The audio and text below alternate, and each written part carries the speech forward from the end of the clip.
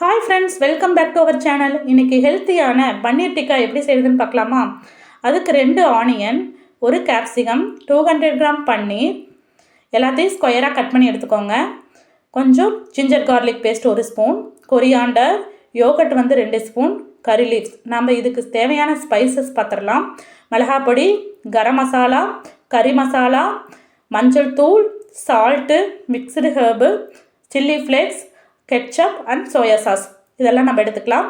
First பன்னீரை மேக்னேட் பண்ணி வச்சுக்கலாம்.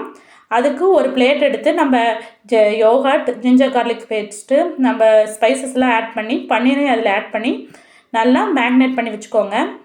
ஏன்னா 20 மினிட்ஸ் மேக்னேட் பண்ணி வச்சுக்கோங்க. அப்படின்னா தான் பன்னீரில் நம்ம மசாலா நல்லா பிளண்ட் ஆகி நல்லா ஃப்ளேவர் கொடுக்கும்.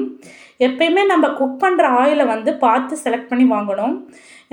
எப்பயுமே வீட்டில் குக்கிங் ஆயில் கீ அல்லது தேங்காய், நல்லெண்ணெய் அதை மாதிரி யூஸ் பண்ணுங்கள். சன்ஃப்ளவர் ஆயிலை எல்லாத்துக்குமே யூஸ் பண்ணிங்கன்னா அது ரொம்ப உடம்புக்கு கெடுதல் தான். நீங்கள் மோஸ்ட் ஆஃப் கீ யூஸ் பண்ணுற மாதிரி பார்த்துக்கோங்க.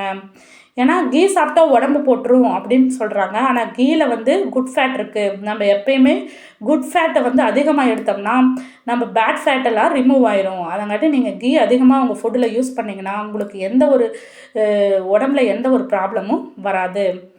நம்ம இதுக்கு ஒரு பேன் எடுத்து அதில் கீ ஆட் பண்ணி நம்ம பன்னீர் அதில் ஆட் பண்ணிடலாம். பன்னீர் 2 சைடும் நல்லா ப்ரௌன் கலரில் ஆகிற வரைக்கும் நல்லா நம்ம டோஸ்ட் பண்ணி எடுத்துக்கலாம். அப்படின்னா தான் அந்த மசாலா அது கூட பிளண்ட் ஆகி நல்ல ஒரு ஃப்ளேவர் நமக்கு கொடுக்கும். பாருங்கள், இந்த ஸ்டேஜ் வரைக்கும் நம்ம பன்னீரை நல்லா டோஸ்ட் பண்ணி எடுத்துக்கலாம். இதை ஒரு சைடில் வச்சுட்டு நம்ம திரும்பி ஒரு கடாய் வச்சு அதில் பட்டரை ஆட் பண்ணிக்கோங்க. பட்டரை ஆட் பண்ணிவிட்டு நம்ம கட் பண்ணி வச்சுருக்கிற ஆனியன், கேப்சிகம் இதெல்லாம் ஆட் பண்ணிடலாம். ஆட் பண்ணிவிட்டு கறி லீஃப் அது கூட ஆட் பண்ணிடுங்க. அது நல்லா சாட்டே பண்ணிகிட்டே இருங்க. இதில் சால்ட் எதுவும் நம்ம ஆட் பண்ண வேணாம். ஏன்னா நம்ம கெட்சப்பும் சோயா சாஸும் ஆட் பண்ணுறோம். அதுலேயே நம்மளுக்கு தேவையான சால்ட்டு இதுக்கு இருக்குது. அதனால நம்ம எந்த சால்ட்டும் இதுக்கு ஆட் பண்ண வேணாம்.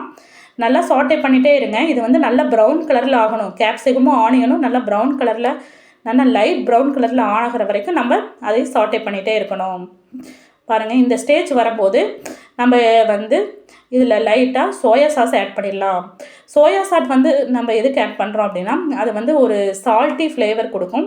நல்ல ஒரு டேஸ்ட்டாக இருக்கும். அதுக்கோசரம் நம்ம சோயா சாஸ் ஆட் பண்ணுறோம். நான் இன்றைக்கி 1 ஸ்பூன் சோயா சாஸ் அதில் ஆட் பண்ணுறேன். அப்புறம் 1 ஸ்பூன் கெட்சப் ஆட் பண்ணுறேன். சோயா சாஸ் ஆட் பண்ணிவிட்டு கொஞ்சம் நேரம் அதை குக் பண்ண விடுங்க. அப்போ அது நல்லா பிளண்ட் ஆன பின்னாடி நெக்ஸ்ட்டு நம்ம கெட்சப் ஆட் பண்ணிக்கலாம்.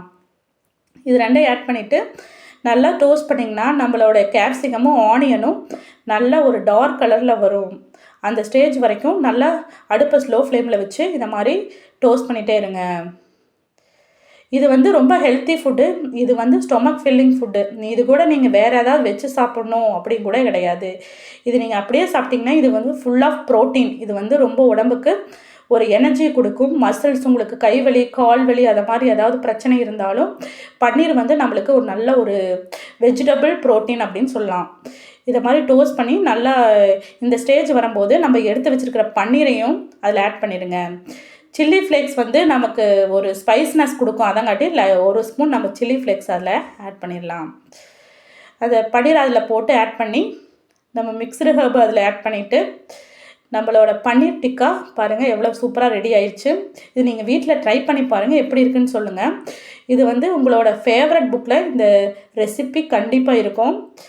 நீங்கள் எப்பயுமே நான்வெஜ்ஜில் தான் நமக்கு ப்ரோட்டீன் இருக்குது, நம்ம அது மட்டும் தான் சாப்பிட்ணும் அப்படிங்கிறது கிடையாது.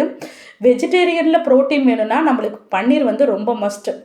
எப்பயுமே எங்கள் வீட்டில் வெஜிடபிள் இருக்குதோ இல்லையோ பன்னீர் கண்டிப்பாக எங்கள் வீட்டில் கண்டிப்பாக இருக்கும். நான் நிறைய ஸ்டோர் பண்ணி வச்சுக்குவேன். நீங்கள் உங்கள் குழந்தைங்களுக்கு கொடுங்க. நீங்கள் உங்கள் வீட்டில் சாப்பிட்டு பாருங்கள், எப்படி இருக்குன்னு கமெண்டில் சொல்லுங்கள். இந்த வீடியோ பிடிச்சிருந்தா லைக் பண்ணி, ஷேர் பண்ணி, சப்ஸ்கிரைப் பண்ணுங்கள். நெக்ஸ்ட்டு ஒரு ஹெல்த்தி ரெசிபியோடு பார்க்கலாம். பாய்.